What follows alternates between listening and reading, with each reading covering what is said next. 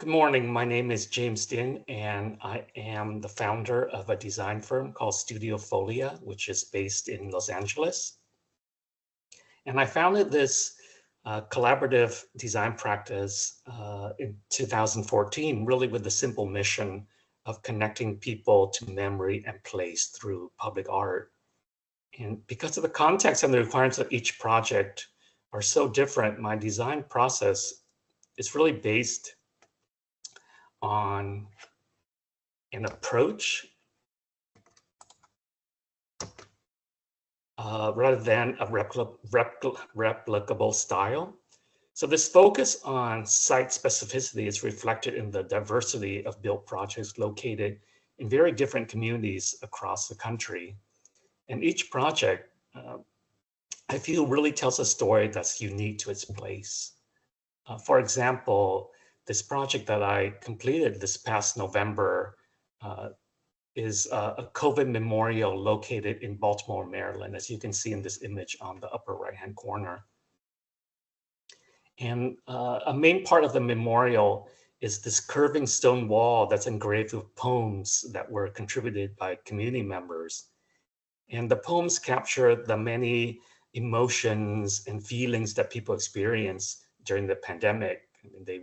Some of the poems were very tragic, some of the poems were very humorous. And in the center of the memorial space is a circular element made of polished black granite that's intended to emulate the look and healing quality of a rippling water fountain.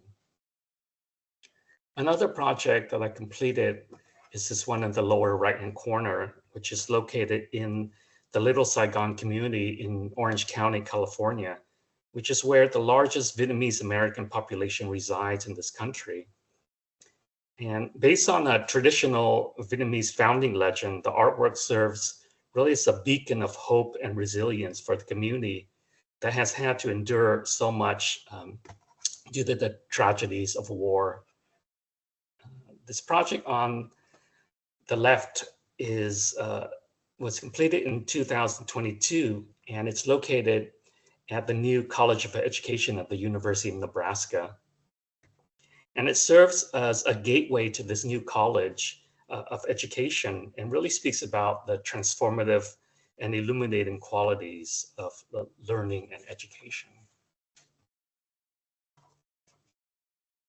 For the February 13 memorial, I really strongly believe that the location is just as important as the design.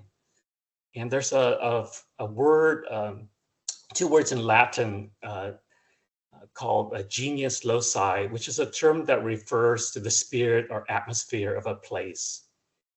And so the proposed location for the February 13 memorial is Sleepy Hollow, which I feel is a site that's really steeped in history and spirit.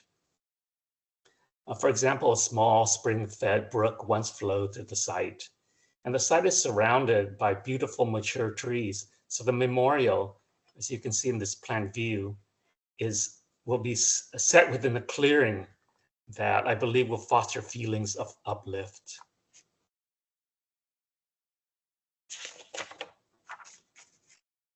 So taking advantage of the gentle topography on the northern side of Sleepy Hollow, I envisioned that there would be an accessible pathway to the memorial space that connects to the existing east-west walkway. And so this pathway will allow people of all abilities to visit the memorial.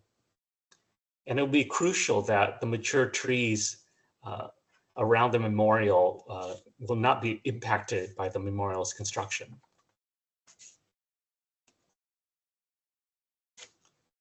So capitalizing on Sleepy Hollow's wooded landscape to create a sheltered, serene setting that will evoke calm and serenity, the design is really intended for people to feel welcomed, safe, and comfortable to reflect and contemplate about life and loss.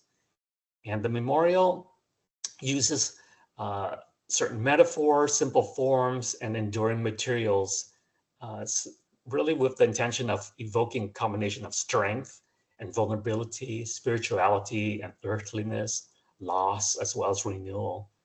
And the design works on both a physical, tactile level as well as an emotional and more metaphorical one. And it's hoped that this memorial will carry its message across time to future generations. So the memorial has two components, and I'll go through these two different elements in the future slides.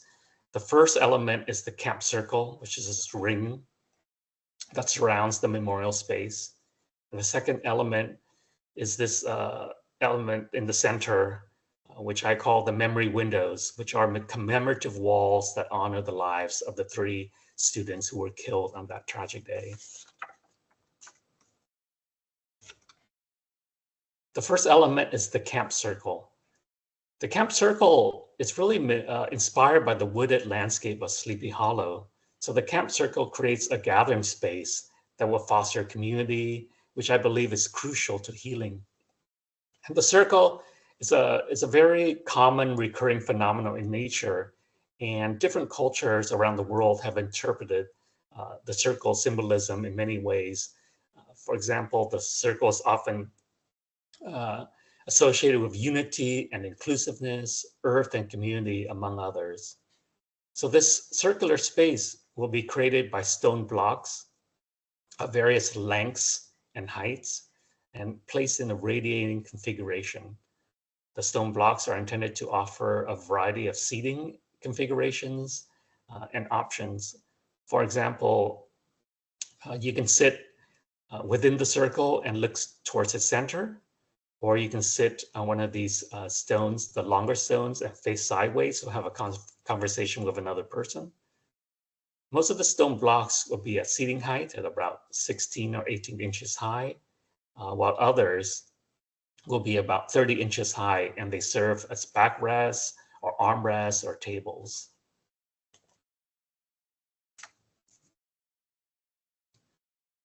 Stone has strong connections to earth and evokes a sense of permanence. And there are many types of stone that would be appropriate for this project. And I show some of the stone examples below here. And I will work with the university and stakeholders to select the type of stone that will complement the buildings on campus and which would require little maintenance. The taller stone pieces of the camp circle, like this one, would provide services for text engravings. And if desired, the text can tell about the tragic events of February 13th. The central gathering space itself would be paved with flagstones, which has a rustic quality that would complement the informal landscape of Sleepy Hollow. An alternative to stone would be to use wood logs salvaged from downed trees. But however, wood has its own unique maintenance and longevity issues. The second element of the memorial are what I call memory windows. Centered within the camp circle are 3 radiating stone walls that divide the space into 3 rooms, so to speak. And each wall would have a glass memory window that serves as a threshold between the living and the spirit. The intention is that the walls of the windows will honor the lives of the 3 students who were killed. So in contrast to the heaviness and unchanging quality of the camp circle stones, the glass windows will evoke a lightness and translucency that symbolizes the spirit and the fragility of life. The immateriality of this glass will make the sense of loss more tangible by really highlighting that absence. The color of each glass window, as I've shown here, will be selected by the family of the deceased students.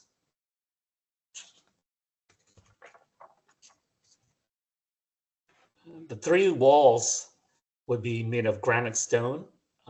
So these walls also provide surfaces for text engravings.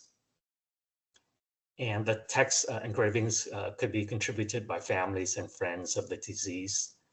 The 3 windows would be made of fused glass. And glass is often misconceived as something that's fragile, but actually glass is very similar to stone in its structural character and hardness. The glass pieces would be attached to the stone with structural silicone.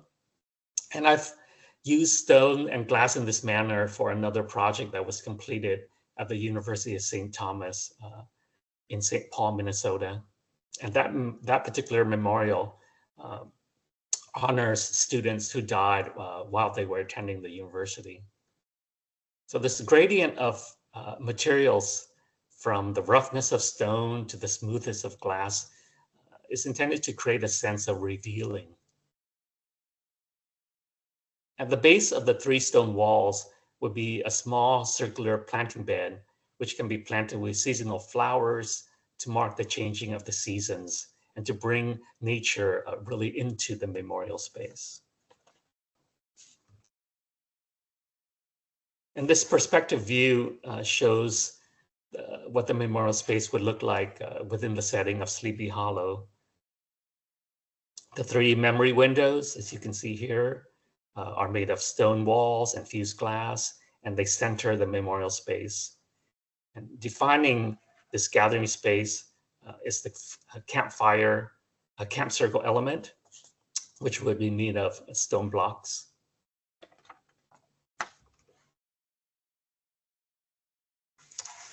The gathering space, as I show here, would be about 20 feet in diameter, which is an intimate space that can accommodate small gatherings.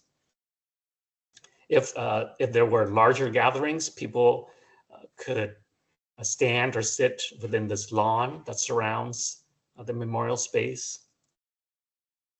And the camp circle has 3 openings that would allow people to enter and exit the memorial space in different directions.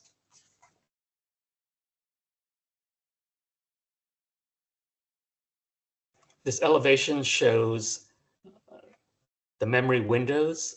As I mentioned before, there would be 3 fused glass windows that vary in size from about 2 feet in diameter maximum. And each wall would be about 4 feet wide, 6 inches thick, and about 8 feet tall.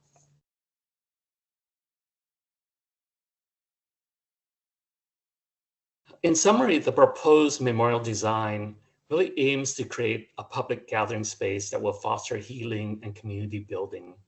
And the design will also honor the lives of the 3 students who were killed, as well as the many people whose lives were affected by the tragic event.